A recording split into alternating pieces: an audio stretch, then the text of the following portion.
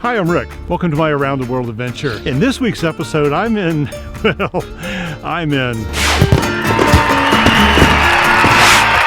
Now, as much as I love this city, it is not without its demons. We were a little adverse to coming here, especially after everything it's been through the past couple of years. And yep, we've actually been robbed here, twice in fact. So in this week's episode, I'm going to give you a tour of this fine old city and some of its neighborhoods. We're going to go looking for some food, we're going to look at a whole lot of things, and we're going to chat about those pickpockets. And hopefully we're going to keep them and the rest of the thieves at bay. Are you ready? You ready for Barcelona 101? Well, let's get going. This is the old part of Barcelona, the old city. Now, back in the day when they had the walls around the city, when they were still kind of medieval peasants and counting on horses to get around, this still stayed the same. They have the Gothic district, El Born, Raval. There's actually 5 different barrios, kind of all down here near the water. Barcelona, which is where we used to live. And what you got is the old architecture, very narrow alleys. You can't really get a car through most of them.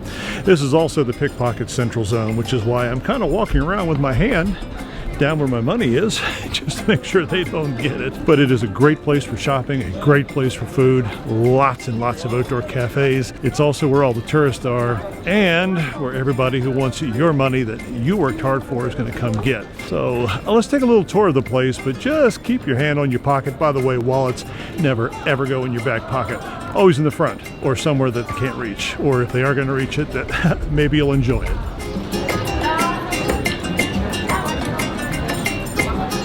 Here's a fun fact for you. Do you see this wall right here on my right? It is an old Roman wall. Try that again. Here's a fun fact for you. Do you see this wall here on my right? It's an old Roman wall. Do you know how old? 2,000 years. Think about it. This is 2022. That was built when it was 22, and it's still standing. It actually is still propping up buildings on top of it. This is why I love Barcelona, because you don't see this crap in America. Our old stuff, it was like 1963. Nah, this is history.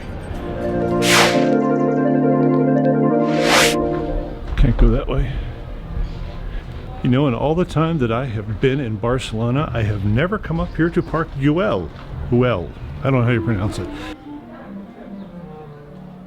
I've never been here because I can't pronounce it. I honestly don't know how to do it. This place was created by a guy named Antoni Gaudi. And no, not the guy with the mustache. This is a whole different guy. And I got to explain him. He was sort of a mid-last century architect who everything he builds looks somewhere between melting buildings and transformers on steroids. We're up here in his park. We're looking at some of his creations, and it is gorgeous up here. I'm going to go look for some more.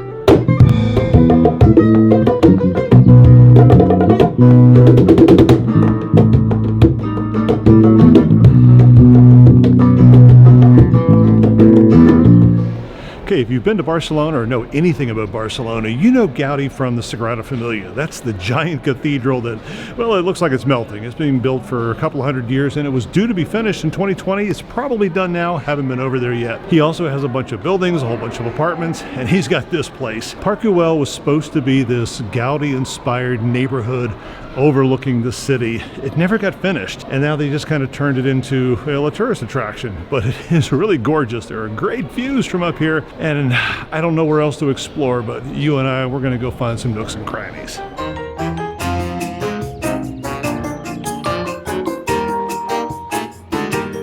You know, that's about it for Park Güell, however you pronounce it. I really wish I had a better story. I really wish there was some conflict and resolution. Nope, didn't get pickpocketed, but do I have a story to tell you about the time that we did? Anyway, you definitely should come up here. If you ever come to Barcelona, it is beautiful up here. You get some tremendous views of the city. And now, I'm gonna go find some lunch. I might even share it with you. Who knows?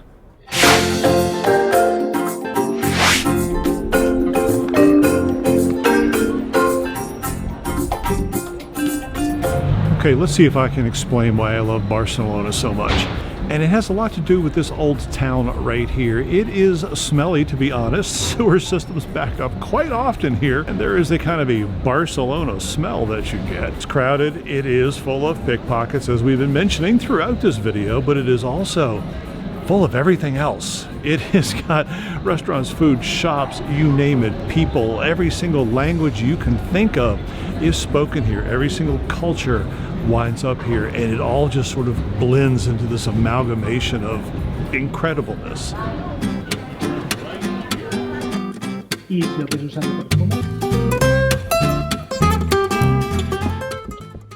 Yep.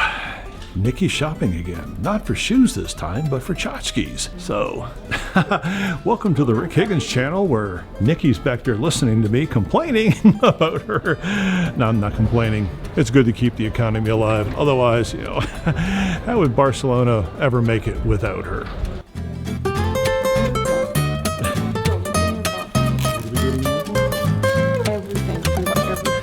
Okay, so here's the story. Nikki and I were wandering around Barcelona, I don't know, 2, 3 in the morning one night, and we found this plaza. It is Plaza del Rey, Plaza of the King, and they had a sign out front of this restaurant that said they had the absolute best mojitos in all of Barcelona. Those aren't ours. I really thought the guy was coming to bring our mojitos. Anyway, we stopped, we had to have it, and you know, we're from Miami. That's kind of a hard sell to say you've got the best mojito, but you know, it was pretty damn good. Gracias. The best mojito. Yeah, it looks the same. How's your mojito? Oh, no, wait. This is an old-fashioned. All right, try that. There you go. Dun, dun, dun, dun, dun. Yeah. Okay, it's kind of funny now, but it really wasn't so funny then. Nikki has been pickpocketed twice. Now, I'm going to tell you the story of the second time because there's a little bit of humor in there to be had, well, after some time has passed. Okay, here is the scoop. We were on a bus. We were going somewhere to somewhere, I don't know where, and all of a sudden, Nikki, she had her hand on her phone, which was in a pocket in her backpack, and all of a sudden her phone was gone. And there was a big guy on the bus, about my size, and she thought that he was the one that took it. So she got up and started screaming at him in Spanish. I mean, just going to town on this guy.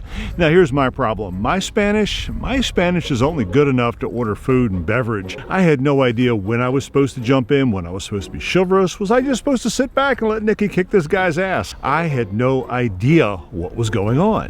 Which brings me to lesson 1 about pickpockets. They almost always work in pairs and teams. And in this case, the big guy had a little guy that he handed Nikki's phone off to. Now, while she's sitting there arguing with this guy and just literally going to town on him, he's professing, "I don't have your phone, lady. I don't have your phone. There's nothing you can prove." Well, that was true because his buddy had it and he was long gone by then. Oh, and by the way, I want to interrupt this story because I want you to see what's behind me. That is the entirety of Barcelona. I am up on the highest hill trying to finish the story and trying to keep some wind in my lungs to tell it to you. So let me finish. The police here, the police actually do care about pickpockets. The justice system, not so much. And they know they're just going to get a slap on the wrist. The people who are doing the pickpocketing, yeah, they don't want to get caught because they don't want to pay the fine and it's a hassle. But they're not going to jail. Nothing bad's going to happen to them. So we went and talked to a couple cops. We stepped off the bus. And while they cared, they really weren't that interested. But we had a secret weapon, and that was Google Maps. Let me explain. We both had ourselves marked to each other so that when we were walking around, as we get lost a lot when we're in places, we could see where the other one was. Well, we're sitting there with the phone showing the cops, and there's Nikki's little blip just going slowly, faster and faster away from us. The cops were amazed. They were like, "Oh my God, it's a video game kind of thing." And then all of a sudden, boop, it just blipped out because I guess they pulled the battery or they did something, but no more Nikki's phone. And which kind of meant all we could do was file a report. They would stick it in the filing drawer and end of story. So what does that mean for you as far as helpful tips should you find yourself in a city full of pickpockets? Well, the biggest thing to do is to not fall down on a hike. But after that, sorry, I am struggling to get down this little hill. Don't be that guy, that gal, that person who makes themselves a target. That's the biggest thing you can do. Don't put anything in your back pocket, no wallets, no phones, nothing like that. Don't ever put a phone on a table in a restaurant. Don't ever hang a bag off the back of your chair, because that makes you a target. They're going after the simple things. They're going after the people who do that. If you don't, they're not going after you. It's really pretty much that simple. So I suppose the big question is Barcelona safe? Yeah, it pretty much is. I feel safe here. It does kind of feel like you can be violated at times when you do get pickpocketed, or you look down and all of a sudden you see the zipper on your pocket is undone. You know somebody tried to get to you. You do feel violated. You do feel like, you know, screw this city, screw this place. It is a wonderful city. I mean, it's like going to Paris. Would you not go to Paris because there's pickpockets? It's actually worse there than here, but can't let it get you down. You just kind of got to do what you got to do, and yeah, it sucks. It's a pain in the butt, but it's worth it because you get to come here and see and do this. And that's all I got for you for pickpockets. I'm truly hoping by the time we leave here that I don't have another story for you. Okay, I apologize tremendously for the chaos and for the noise. We are trying to decide on dinner. We weren't planning on coming down here today. We were going to do this later on, but we were so excited about being in Barcelona. We have choices. We either go to the vegetarian restaurant, which doesn't have tapas. It's only 7 o'clock. You don't eat dinner here at 7. So we're going to a Galician place where Nikki here had the audacity, no, it's a Basque place, audacity to ask for cheese. We're going down there, baby. Asked for cheese on a dish where the guy absolutely refused to put it on there. And then when he finally did, he absolutely refused to heat it up. So we're going to try to find that restaurant, and I want to see if she has the guts to ask for cheese again. She's nodding. Cheese? Oh yes, cheese, of course. That's assuming they're still there, and then we can find it. These are big assumptions. It's closed. May not ever be open. We don't know. Where are we going to go now? Okay, so Nikki is shopping, and I want to take a few minutes because I am honest to God surprised. I alluded to it a little bit while we were waiting for our drink. I'm angry. I am pissed off. I wasn't expecting this. I am in the greatest city that I've ever known, the place that I wanted to live, the place that I put everything aside for to move to. And then when I couldn't, I guess I had just allowed myself to go, okay, yeah, fine, we're not going to. But now that I'm here and wandering around where just 2 years ago I wanted to make my life, I am so flippin' angry, but there's no one to be angry at. I mean, I'm supposed to be angry at the pandemic, at COVID, there's nothing to be angry at. I should be happy, and I am happy. I'm enjoying this place, but I am so incredibly surprised by the way I feel right now. And this is 36 hours into Barcelona. We have a whole month left to go. I'm hoping this calms down and the joy comes back, because I don't know. I'm feeling, I don't know what I'm feeling. Okay, when in doubt, try a new place. Never been here. They supposedly have something in the back. I'll let you know in 2 seconds if it's any good.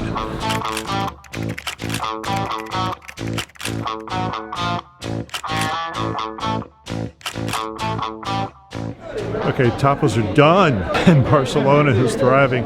I could spend the rest of the night up until about 4 a.m. 4 a.m.? Yeah, 4 a.m.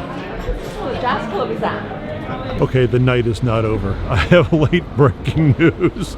The restaurant we wanted to go to, behind me, it's right there. It's actually open. We were afraid that they were closed because of the economy, but they are thriving. We are so coming back here. You will see this in another video. You will.